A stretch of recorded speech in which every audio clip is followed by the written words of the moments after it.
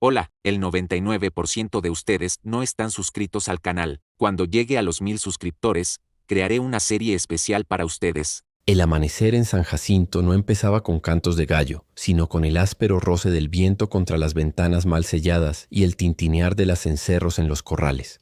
El sol, todavía tímido detrás de la sierra, abría una línea de fuego sobre los techos de chapa y despertaba el polvo que dormía en las callejuelas. A esa hora, cuando el mundo parecía una hoja en blanco, Clara Montoya salía al pórtico con una taza de café aguado entre las manos. Miraba su huerto. 3 surcos de maíz, unas matas de calabaza, 2 rosales que sobrevivían por terquedad, y respiraba hondo, como si el día dependiera de la firmeza de ese primer aliento. En el pueblo la llamaban la viuda de San Jacinto, como quien señala una estatua en la plaza. 3 años habían pasado desde la emboscada en el Cañón del Sapo, y sin embargo el luto parecía un vestido que le quedaba ya a la medida.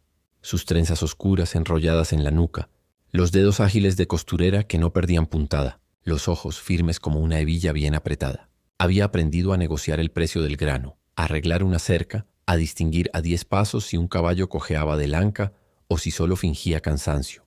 Cada logro llevaba pegado un pequeño costo, una grieta más en las manos, una arruga nueva junto a la boca. El primer movimiento de cada mañana consistía en revisar la cerca del gallinero. El segundo, en sacar una mesa al pórtico para acomodar los encargos de costura, camisas de trabajo, sayas remendadas, el chaleco de terciopelo del tabernero, que insistía en vestir como si cada día fuera una fiesta patronal. Por último, colgaba del tirante un cartelito pintado con carbón. Se cose y se lava. Pago por adelantado. No era vanidad, era defensa. Aprendió a escribirlo con letra dura para que a los borrachos del mediodía no se les ocurriera confundir necesidad con debilidad. San Jacinto amanecía despacio. Don Lázaro, tabernero, retiraba la lona de la puerta de la cantina y barría con movimientos circulares, como si arrastrara mar en vez de polvo. Mateo, muchacho de los establos, corría con los baldes de agua, derramándola por la mitad y riéndose por nada. El sheriff Abel Crane, un hombre de bigote nibio y mirada estragada por el whisky, hacía su ronda corta, hasta el pozo, vuelta a la oficina, una palmada a su caballo viejo. Todos se saludaban con un gesto mínimo. En tierra caliente las palabras largas se reservan para la tarde. Clara cerró la hebilla del delantal y vio el carromato de doña Prudencia doblar la esquina. La mujer, una matrona de voz de trueno, traía un fardo de vestidos para ajustar. «Aquí le traigo trabajo, hija», dijo acomodándose el sombrero. «El domingo habrá misa grande. Hay que lucirse un poquito, aunque el Señor nos vea iguales con harapos y encajes». «Déjeme ver», respondió Clara, midiendo los cortes con la mirada. «Si me deja el terciopelo, le meto un pespunte nuevo y parece de estreno». «Hecho. Y no me cobre como a Lázaro, que se cree príncipe». Se rieron. El humor era moneda de curso en un lugar sin bancos. La mañana continuó en puntadas y mediciones hasta que un golpeteo de cascos anunció la llegada de forasteros. No era excepcional. San Jacinto vivía del ir y venir de arrieros y buscadores que cruzaban rumbo a la siguiente promesa. Pero ese día venía al frente un jinete de sombrero gastado, montura curtida y una calma peligrosa en la postura. Elías Corbett. Clara lo reconoció sin buscarlo. No era de muchas palabras, pero su silencio tenía costuras visibles. Lo unían un revólver al costado, una cuerda bien trenzada y un caballo tordillo que parecía entenderle el pensamiento. Lo había visto antes en la cantina. Pagar sin regateo, irse sin despedirse, mirar apenas lo necesario. También lo había visto detenerse un latido cuando sus ojos se cruzaban con los de ella, como si el mundo escupiera una chispa que ninguno se atrevía a soplar. Elías desmontó frente a la herrería de Tadeo Ríos. «Clavos de media y aceite para la montura», dijo, mientras acariciaba el cuello del tordillo. «Trae buen animal», comentó Tadeo entre martillazos. «¿Cabalgó mucho?» «Lo suficiente». «¿De dónde viene?» «De donde ya no me necesitan», respondió Elías y sonrió, porque esa respuesta servía siempre. Clara volvió a su costura, decidida a no mirar, pero el sonido de las espuelas al acercarse al pórtico la obligó a levantar la vista. Elías se había acercado sin premura, como quien entra a una iglesia. «Buenos días, señora Montoya». «Buenos», contestó ella, y el hilo se le enredó como a propósito. «¿Le queda aguja fuerte?», preguntó él señalando el zurrón. «La mía se quebró en el camino. Le vendo 2 y le regalo una de ojo grande. Para la crin del caballo es mejor». «No lo olvido», dijo recibiendo el sobrecito con la precisión de quien recoge una bala. «¿Cuánto es?» «2 reales. Y llévese este dedal. No hay hombre que aprenda a no lastimarse». «Yo ya aprendí», replicó él, pero guardó el dedal igual. La conversación se fue como vino, en pocos pasos. Sin embargo, dejó un rastro visible en el aire, como el polvo que tarda en caer después de la corrida de un caballo. Clara sintió el latido más firme y se dijo que era por la prisa del trabajo, no por el hombre que olía a cuero y a sol. A media mañana entró padre Hilario, un cura de sotana brillante por lo gastada y homilías cortas. «Hija, ¿cómo van las cuentas?», preguntó apoyando el sombrero en el pecho. «Empatadas, padre», contestó Clara. «Hoy gané el pan y perdí un botón. Dios ve el equilibrio de las cosas y ve su esfuerzo. Si necesita algo». «Lo sé, le agradezco las oraciones, pero si me consigue un buen precio por el grano, mi fe se vuelve perfecta». El cura rió con suavidad. «Haré lo que pueda. Hay rumores de que el precio subirá. También hay otros rumores, pero ya me contaré chismes cuando se trate de poesía. Los chismes no visten santos, padre, ni los desnudan, hija. Pero hacen ruido», dijo él enigmático, y se fue a la tienda de abarrotes. Clara conocía el valor de un rumor. En los últimos meses corría entre los ranchos el murmullo de una banda que marcaba puertas con un cuervo de carbón. Decían que cobraban cuidado por adelantado. En San Jacinto el miedo siempre entraba por la lengua antes que por la pistola. Pero ese tema todavía no le tocaba el umbral. Y uno aprende a dejar dormir a los lobos que no han saltado la cerca. El mediodía llegó a cuerda floja. El sol partía las piedras y en la cantina el aire olía a cerveza tibia y a sopa de frijol. Doña Prudencia volvió por la tarde para probarse el vestido. «¿Y bien?», preguntó echándose el chal por los hombros. «Le entalla como abrazo de madre», dijo Clara acomodando un pliegue. «Camine». La mujer dio 3 pasos y sonrió, satisfecha con su sombra. «Si tuviera 30 años menos y 2 pecados más, me iba a buscar marido». «A esa edad los pecados sobran», contestó Clara, y ambas se rieron con esa risa de mujeres que saben contar pérdidas y ganancias sin lápiz. Entre prueba y prueba, Clara vio pasar a Elías otra vez, ahora rumbo a la cantina. Llevaba el gesto de quien ya decidió irse antes de haber llegado. El tordillo agitó la cabeza impaciente. Ella siguió cosiendo, pero el oído se le fue tras el sonido del tablón al abrirse, el murmullo de naipes, la voz grave de Lázaro, una carcajada demasiado alta. San Jacinto era así. Podías no ver nada y saberlo todo. La tarde trajo consigo una polvareda que venía del camino del norte. 2 carros, 4 caballos, un perro flaco como garra. Duke Larkin, jugador profesional de sonrisa afilada, bajó del primero con un ademán que parecía saludo y amenaza al mismo tiempo. Su saco negro sin polvo desentonaba en la calle. «Buenas, caballeros», dijo, dejando propina sin haber pedido nada. Buscó descanso y mesa. «Aquí hay de las 2 cosas», anunció Lázaro desde la puerta. «Pero la suerte la trae usted». «Siempre», respondió Duke, y su mirada rozó al pórtico de Clara como un cuchillo roza una manzana antes de entrar. Clara bajó la vista. No era supersticiosa, pero hay hombres que llevan encima una luz torcida. Tomó las medidas de un pantalón, y cuando terminó, el cielo ya estaba pintado con nubes delgadas como cicatrices. Guardó hilos y agujas, cerró el candado del baúl, aseguró el gallinero. Todo en orden como cada día. Como si el mundo obedeciera al ritual. Antes de entrar a la casa, vio a Elías en la esquina, sentado en la baranda de la oficina del sheriff. Tenía los codos apoyados en las rodillas y miraba la calle como quien mira un mapa. Sheriff Crane le hablaba a media voz con ese tono de quien confiesa sin pedir perdón. «No te metas en problemas», le decía. «No los busco», contestó Elías. «A veces ellos te encuentran.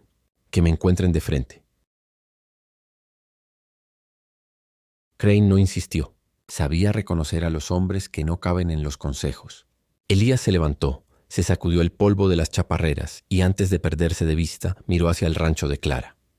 No fue una mirada invasiva, fue la de un peregrino que reconoce una fuente. Ella sintió el impulso extraño de levantar la mano en un gesto nimio, un saludo, un «buenas noches», pero se contuvo. Cerró la puerta con suavidad y apoyó la frente en la madera fresca del dintel. Dentro, la casa olía a jabón, a café frío, a madera. En la repisa, la foto descolorida de su boda. No había llorado ese día. Había reído con los dientes a la vista. Un lujo caro en estos pagos. Ahora, de vez en cuando, le volvía una risa más pequeña, casi muda, cuando el viento hacía sonar la puerta como si alguien llamara. Se sentó a la mesa con un cuenco de estofado. Comió despacio sabiendo que el estómago también guarda memoria de las ausencias. La noche cayó con estrellas ralas. Desde la cantina llegaba el acorde de una armónica. Clara pensó que era Lázaro, pero el sonido tenía una melancolía más honda, una tristeza que había conocido camino y lluvia. Se acercó a la ventana. En la sombra del callejón, Elías tocaba con los ojos cerrados. La melodía se deshacía en el aire y se rehacía en el pecho de quien la escuchara. Era una canción sin palabras que decía sin embargo lo suficiente. Clara cerró la cortina. No por rechazo, sino para quedarse con la música dentro, como se guarda un mechón en un libro. Subió a la alcoba, rezó sin relato, dejó el vestido sobre el respaldo de la silla y se metió en la cama con la certeza rara de que el día siguiente no llegaría vacío. No sabía por qué. Tal vez por la manera en que el viento había cambiado a media tarde. Tal vez por la risa afilada del jugador nuevo. Tal vez por el modo en que el vaquero había sostenido su mirada apenas un segundo más de lo debido y luego la había soltado, como quien entrega algo con respeto. Afuera, el perro flaco ladró una vez y cayó. El polvo del camino se asentó en silencio. La armónica enmudeció. En la oscuridad, dos personas que apenas se habían hablado trataron de conciliar el sueño con la misma pregunta latiéndoles en el costado. ¿Qué se salva de nosotros cuando el destino decide ponerse de pie? San Jacinto, ignorante todavía de la magnitud de sus propias sombras, durmió. Y en ese sueño nacieron, sin ruido, los primeros pasos de una historia que ya estaba escrita en los surcos del desierto, esperando solo la primera pisada para revelarse. El sol abrió el día con una luz de cobre que se pegaba a la tierra como sudor. San Jacinto amaneció con su ruido acostumbrado, cencerros, resoplidos, puertas de madera, pero la gente hablaba más bajo que de costumbre, como si el aire tuviera oído. Doña Prudencia cruzó la calle con la canasta al codo. Mateo acarreó agua sin salpicar. Tadeo Ríos golpeó la forja con un ritmo más corto, atento al camino del norte. Solo la cantina de Lázaro abrió con desparpajo, ofreciendo sopa y cartas como quien ofrece refugio. Clara acomodó en la mesa del pórtico las prendas que debía entregar y, por hábito, alisó el cartel. Se cose y se lava. Pago por adelantado. Acarició las letras como quien comprueba una cerradura. El viento traía polvo y con él rumores, que en el rancho de los Cárdenas habían encontrado un cuervo pintado con carbón en la puerta del granero, que el sheriff Abel Crane había hablado de prudencia con acento de resignación, que un jugador nuevo, de saco negro, repartía sonrisas como naipes. El pueblo, para espantar el miedo, afinaba el chisme. A media mañana padre Hilario se detuvo frente al pórtico. Llevaba el sombrero al pecho y los ojos preocupados. «Hija», dijo, «hay palabras que conviene escuchar a tiempo. Pagar por silencio no es paz, es posponer la guerra». Clara clavó la aguja y suspiró. «Vienen también por mí. Dicen que andan contando cabezas de ganado y cosechas. Y dicen», calló un segundo, «dicen que han preguntado por usted». «¿Quién pregunta?» «Los que nunca firman cartas». «Entonces no tengo a quién responder». El cura quiso añadir algo, pero se contuvo. Dio su bendición breve, la única que sabía, y siguió su ronda. A la vuelta de la esquina, la armónica de Elías Corbett se alzó con una melodía corta, casi una pregunta. No era música de cantina, era música de camino.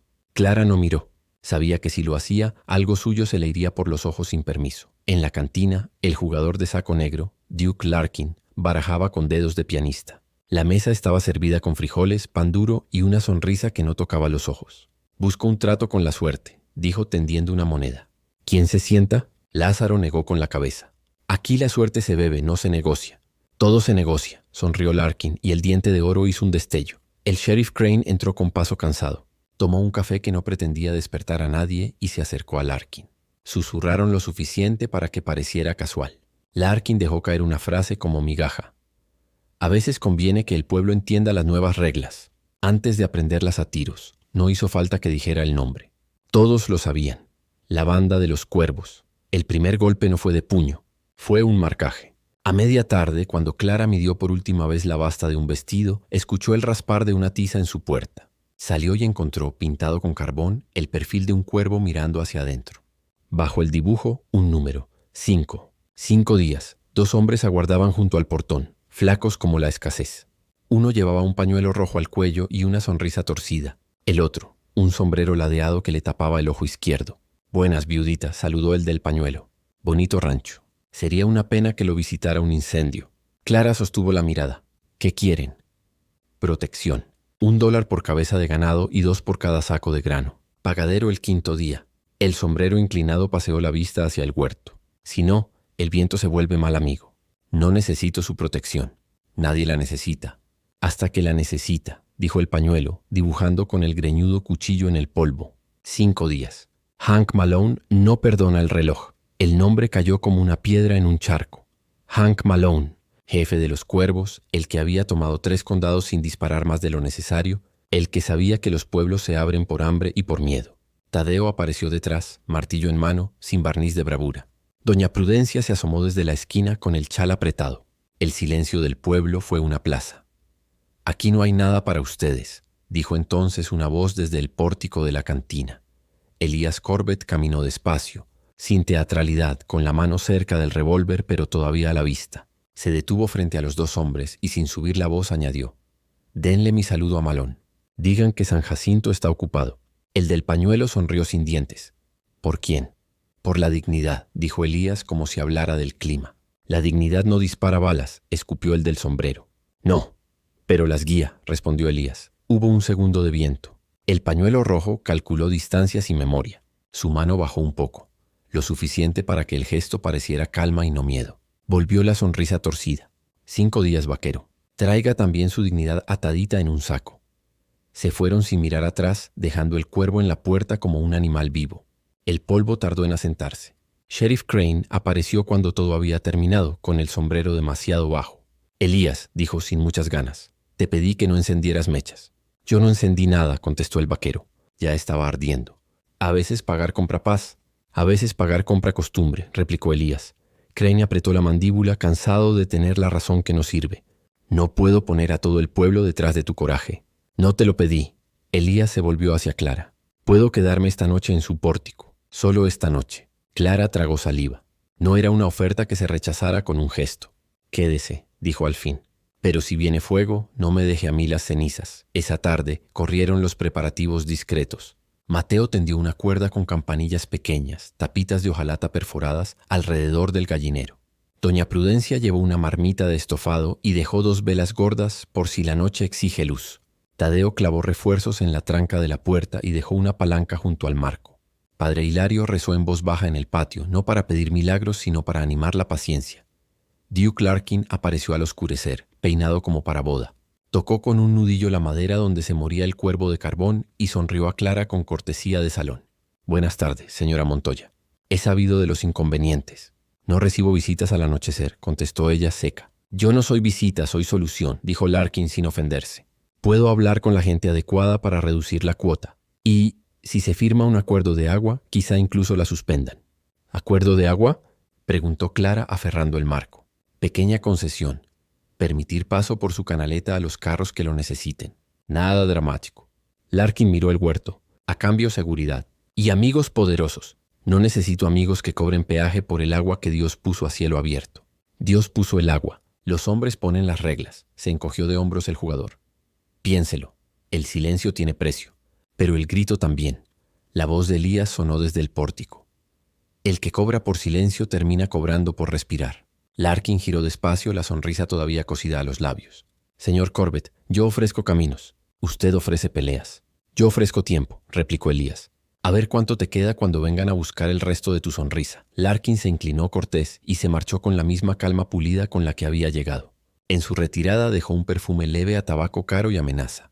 La noche cayó con luna alta. Elías y Clara se quedaron en el pórtico, cada uno con su taza de café. Las campanillas de hojalata eran un collar silencioso en torno al patio.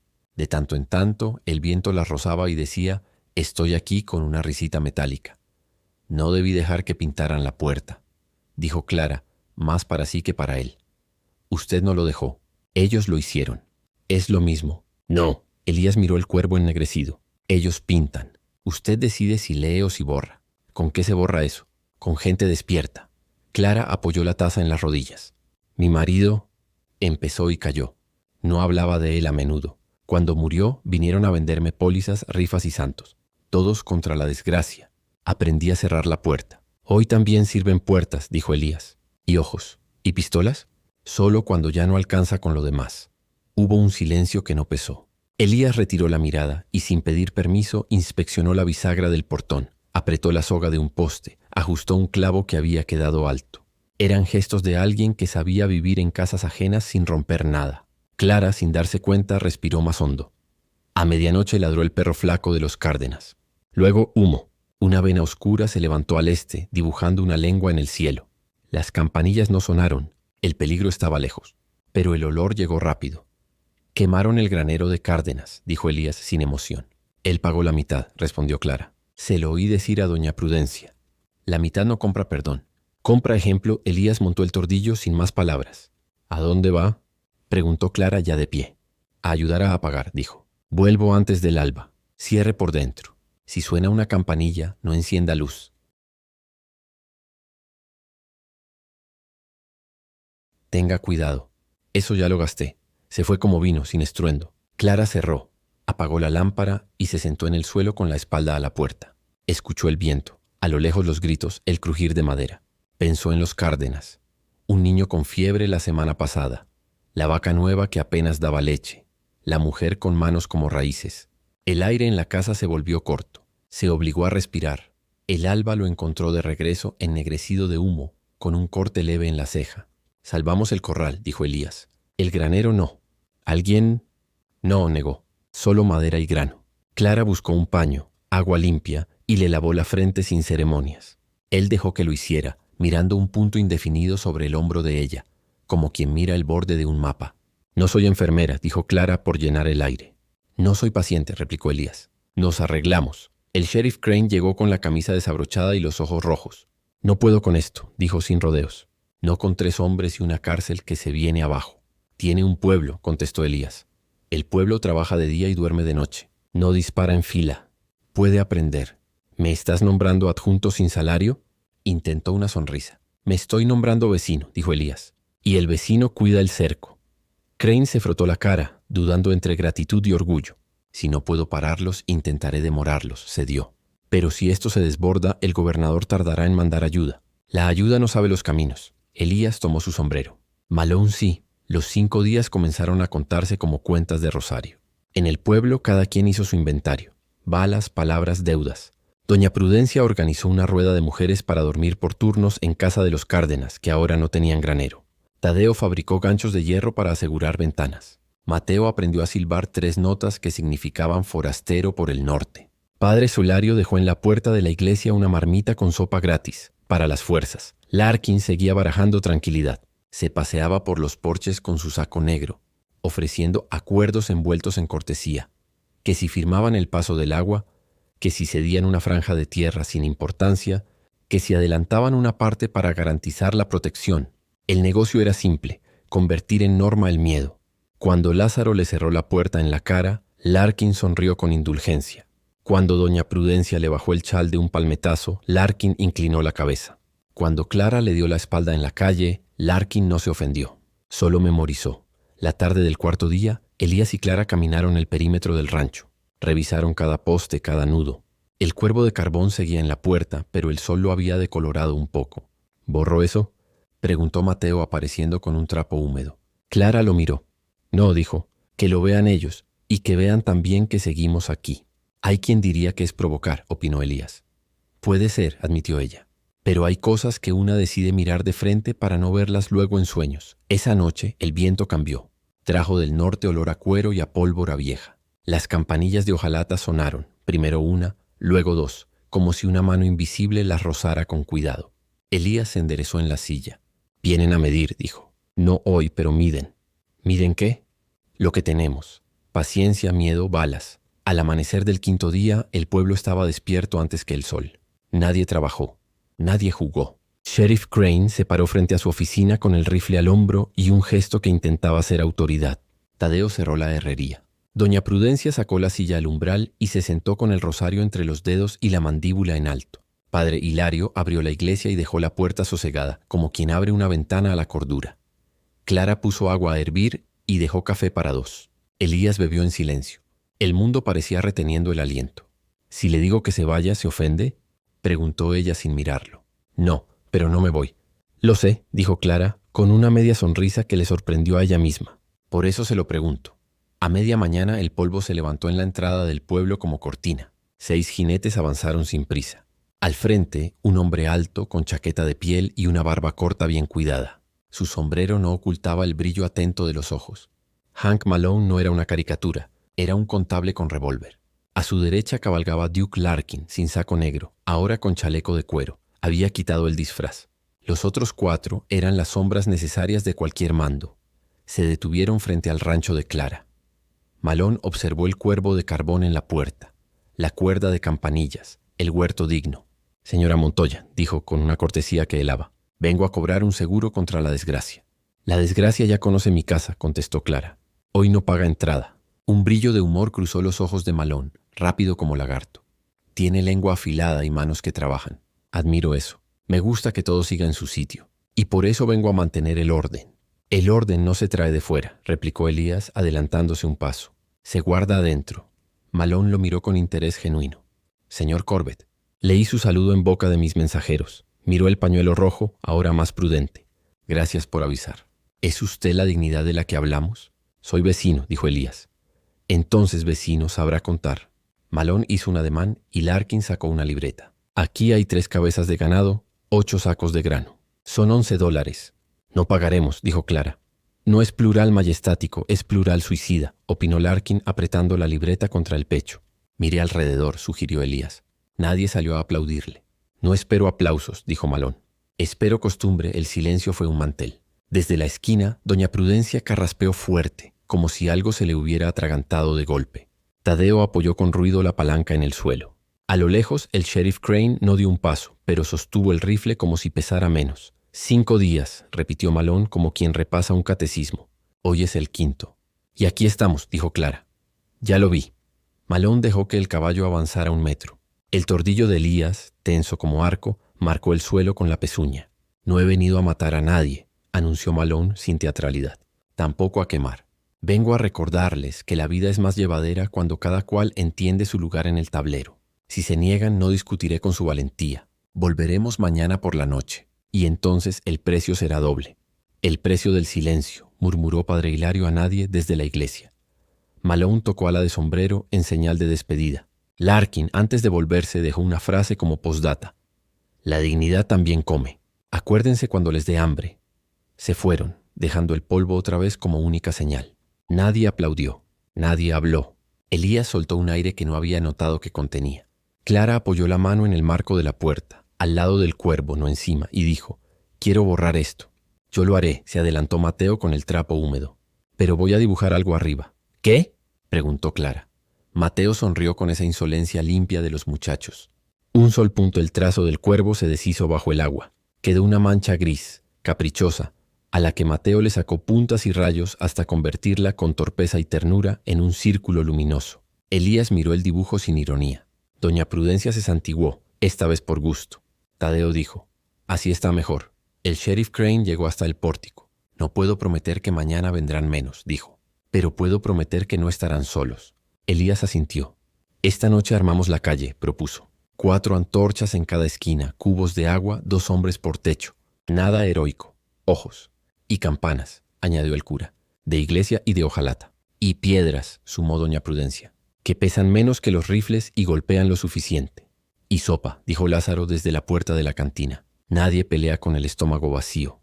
Clara miró su casa, el huerto, la mancha gris convertida en sol. La voz le salió sin temblor. Si él vuelve mañana por la noche, que nos encuentre de pie. Elías la miró, y en su mirada había una decisión que ya no le pertenecía del todo. Pertenecía al pueblo entero que comenzaba a levantarse. Esa noche San Jacinto aprendió la coreografía discreta de la resistencia. Cubos junto a las puertas, sogas tendidas, ojos de relevo, niños durmiendo en la iglesia por si el fuego. Nadie dijo valentía. Dijeron turno, agua, aquí. En el pórtico Clara dejó 2 tazas de café. Elías afinó el oído a las campanillas. No hablaron mucho. A veces cuando uno guarda silencio no es cobardía, es ahorro para el ruido inevitable. Y el ruido, lo sabían todos, llegaría con la luna. El precio del silencio esa noche no fue dinero, fue preparar la voz. Al amanecer, San Jacinto estaba más pobre de sueño y más rico de decisión. Y Hank Malone, desde su campamento, contaría hombres, balas y, por primera vez, dudas. Porque donde ayer había un cuervo, hoy había un sol. La jornada del 6º día comenzó con un aire denso, como si las montañas hubieran cerrado el paso al viento. El pueblo entero se movía en un murmullo. Pasos rápidos, miradas cortas, el golpe de un martillo en un techo, las manos de mujeres llenando cubos de agua y repartiendo pan duro. Nadie lo decía en voz alta, pero todos sabían lo mismo. Esa noche vendrían.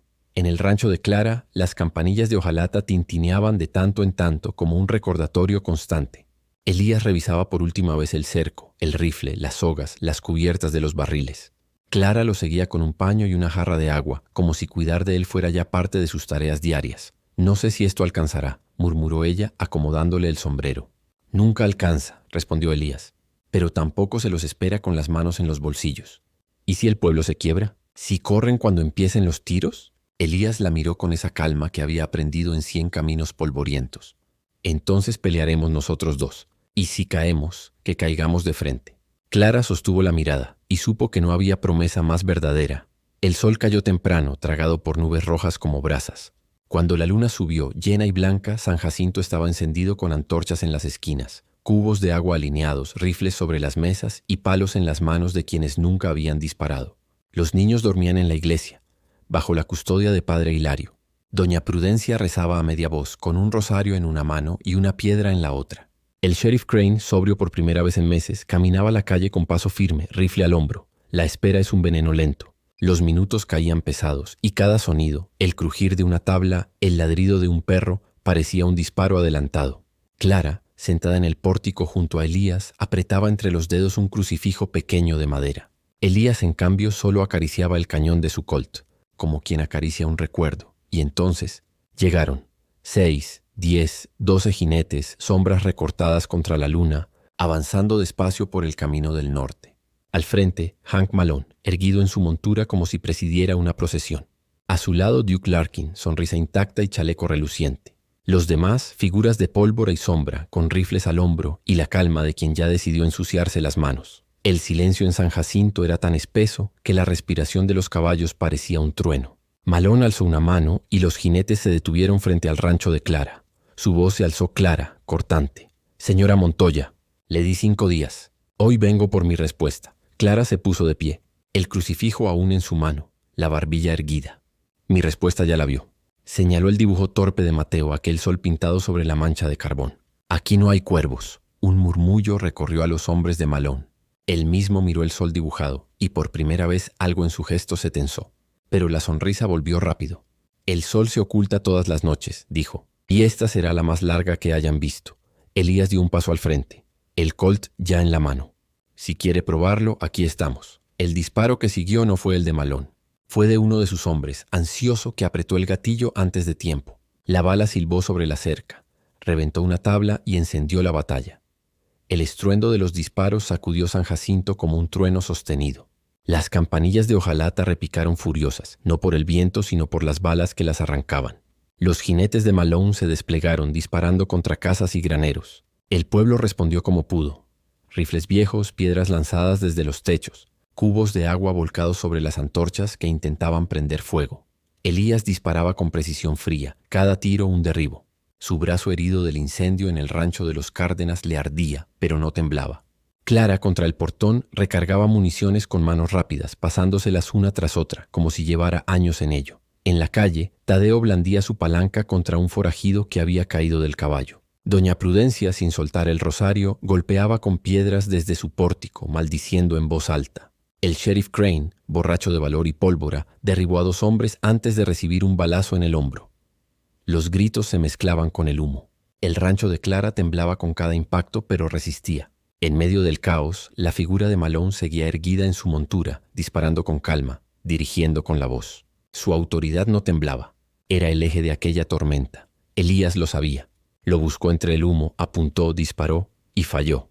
Malone lo miró directamente, sonrió y le devolvió un tiro que le rozó el brazo. Elías gruñó, pero no cedió terreno. Entonces Larkin apareció por el flanco, entrando a pie entre las sombras, cuchillo en mano. Llegó hasta la cerca, apenas a unos pasos de Clara. «Se lo advertí, viudita», susurró, la sonrisa intacta. El silencio era más barato. Clara retrocedió, pero no soltó el crucifijo. Larkin alzó el cuchillo, pero antes de que pudiera moverse, una bala le atravesó el pecho. Cayó de rodillas sorprendido, mirando hacia abajo como si no entendiera. Elías bajó el Colt con el humo aún saliendo del cañón. «Yo no negocio», dijo. Larkin cayó muerto frente al portón. Clara respiró hondo, apenas un segundo, y volvió a pasarle munición. La batalla se alargó lo suficiente para que la luna pareciera avanzar más lenta. Pero poco a poco, la resistencia del pueblo comenzó a inclinar la balanza. 2 forajidos huyeron al norte, otros 3 yacían en la calle, y el resto, sin la sonrisa de Larkin para sostenerlos, empezaba a titubear. Malone, viendo el desorden, desmontó. Caminó hacia el centro de la calle, pistola en mano, y gritó: «Corbett, esto se acaba entre tú y yo». Elías no dudó. Saltó la cerca y avanzó hacia él, con el polvo enredándosele en las botas. Clara quiso detenerlo, pero entendió que había cosas que no se podían frenar. Los dos hombres se miraron bajo la luna, a pocos pasos. El pueblo, aun en medio del caos, guardó silencio. El duelo no necesitaba presentaciones. El primero en mover la mano fue Malone. Elías ya estaba listo. 2 disparos tronaron casi al mismo tiempo. Elías cayó de rodillas con sangre en el brazo. Malone tambaleó, llevó la mano al pecho y cayó de espaldas, muerto antes de tocar el suelo. El silencio que siguió fue absoluto. Los forajidos restantes huyeron como perros sin amo. El pueblo entero respiró aliviado. Algunos lloraron, otros rieron con incredulidad. Elías seguía en el suelo, la camisa empapada en sangre. Clara corrió hacia él. Lo sostuvo entre sus brazos con las lágrimas mezclándose con el polvo. «No me dejes ahora», le suplicó. Elías, jadeando, logró sonreír apenas. «Te lo prometí», susurró. «Siempre te quise». Y cerró los ojos, no inconsciente, sino exhausto. Clara apoyó la frente en la suya, y el pueblo entero los rodeó en silencio, como testigos de una escena que no olvidarían jamás. Bajo la luna que había visto correr tanta sangre, San Jacinto había resistido. Pero nadie allí ignoraba que la victoria se había comprado con heridas que tardarían en cerrar. Y Clara, con Elías entre sus brazos, entendió que la historia de su vida había cambiado para siempre. El amanecer en San Jacinto llegó tarde. El sol salió con desgano, como si dudara en iluminar una calle todavía teñida de humo y sangre seca. Los cuerpos de los forajidos, tendidos desde la noche anterior, habían sido cubiertos con mantas raídas. Los caballos huérfanos masticaban el polvo con nerviosismo. El pueblo despertaba despacio con la sensación de que algo se había roto para siempre, y algo nuevo se había levantado entre las ruinas. Elías Corbett yacía en el camastro de Clara, con el brazo vendado y la respiración pesada. Clara no había dormido en toda la noche. Sentada junto a él, lo cuidaba como quien vigila una vela en medio de la tormenta. Le había cambiado las vendas 3 veces, lo había obligado a beber sorbos de agua con aguardiente, le había limpiado la frente con un paño fresco. Cada gesto suyo tenía la firmeza de una mujer que había visto demasiado dolor para dejarse vencer ahora. De vez en cuando Elías abría los ojos apenas, con ese brillo indomable que ni la fiebre lograba apagar. «Todavía respiro», murmuraba con una media sonrisa. «Y seguirás respirando aunque sea a la fuerza», contestaba Clara, sin apartar la mirada de él. El pueblo se reunió en la iglesia al mediodía. Padre Hilario ofreció una misa corta por los muertos, tanto los caídos de la banda como los 2 vecinos que no sobrevivieron a los disparos. Doña Prudencia, con el chal apretado, organizó a las mujeres para repartir comida caliente. Tadeo, con la cara tiznada, reparaba los techos agujereados a martillazos. El sheriff Crane, con el brazo en cabestrillo, caminaba despacio entre la gente repitiendo: «San Jacinto está de pie, San Jacinto está de pie». El nombre de Hank Malone corrió como eco. Algunos lo pronunciaban con alivio, otros con temor renovado. Porque aunque había muerto en la calle del pueblo, todos sabían que un hombre como él no viajaba solo por el mundo. Su sombra podía levantar otra banda, otras amenaza.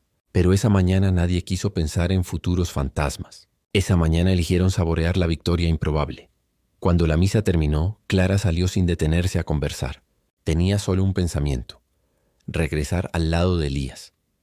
En su pórtico todavía se veía el sol dibujado por Mateo sobre la mancha gris. El símbolo, torpe y hermoso, parecía ahora un estandarte del pueblo. Elías despertó entrada la tarde con el cuerpo más liviano y la mente clara. Intentó incorporarse, pero el dolor lo detuvo. Clara estaba allí, como había estado cada minuto. Él la miró en silencio, como si quisiera memorizar cada línea de su rostro. «No todos los días un pueblo se salva por culpa de una mujer», dijo con voz ronca. Clara arqueó una ceja, cansada pero firme. «Por culpa de su terquedad, querrás decir». «Mi terquedad sola no alcanzaba». Elías sonrió, débil pero sincero. «Si tú no hubieras dicho aquí no hay cuervos, yo habría peleado solo. Y habrían ganado». Ella quiso replicar, pero las palabras se le quebraron en la garganta. Se limitó a sentarse en el borde del camastro y tomarle la mano. El silencio entre los dos fue más elocuente que cualquier sermón. Después de un rato, Elías apretó sus dedos con fuerza inesperada. «Clara». Su voz se volvió grave, profunda. «Yo he cabalgado medio mundo huyendo de mí mismo. He visto demasiada muerte. He tocado demasiadas puertas que nunca fueron mías. Pero anoche, cuando pensé que no saldría vivo, entendí lo que siempre supe y nunca dije. Te he querido desde que te vi por primera vez». Los ojos de Clara se humedecieron. Ella no era mujer de llantos fáciles, pero tampoco podía esconder la verdad. «Yo también lo supe», susurró, «desde que apareciste en el pueblo con ese aire de hombre perdido. Pero yo estaba cansada de enterrar sueños. Y tú parecías un sueño demasiado peligroso. Elías rió bajito, lo suficiente para que le doliera la herida. Peligroso, sí, pero es lo único que tengo. Clara lo miró con una mezcla de ternura y decisión. Entonces quédate de una vez.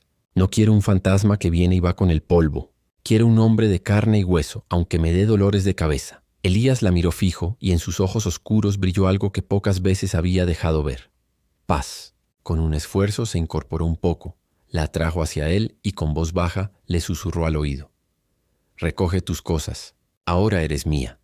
Clara cerró los ojos, y en ese instante todo el peso de los años, de la viudez, de la soledad se derrumbó.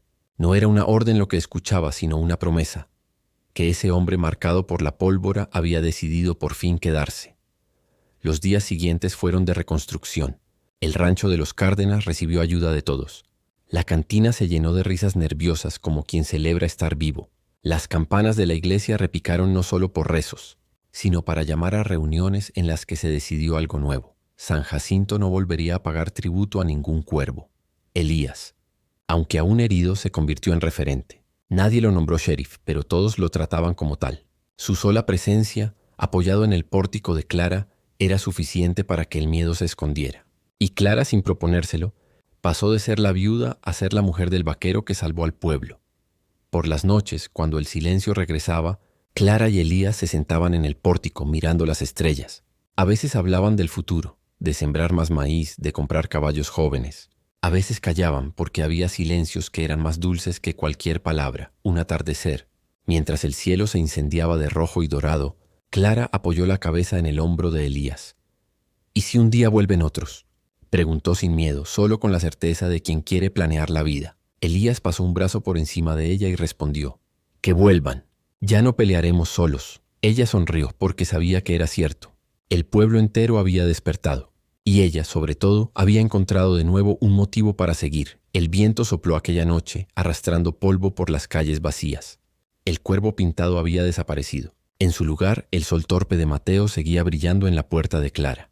Y bajo esa señal, un hombre y una mujer empezaban de nuevo, con cicatrices en la piel pero con esperanza en el corazón. San Jacinto nunca olvidaría la luna que se tiñó de sangre, pero tampoco olvidaría que al amanecer una promesa se hizo eterna en voz baja.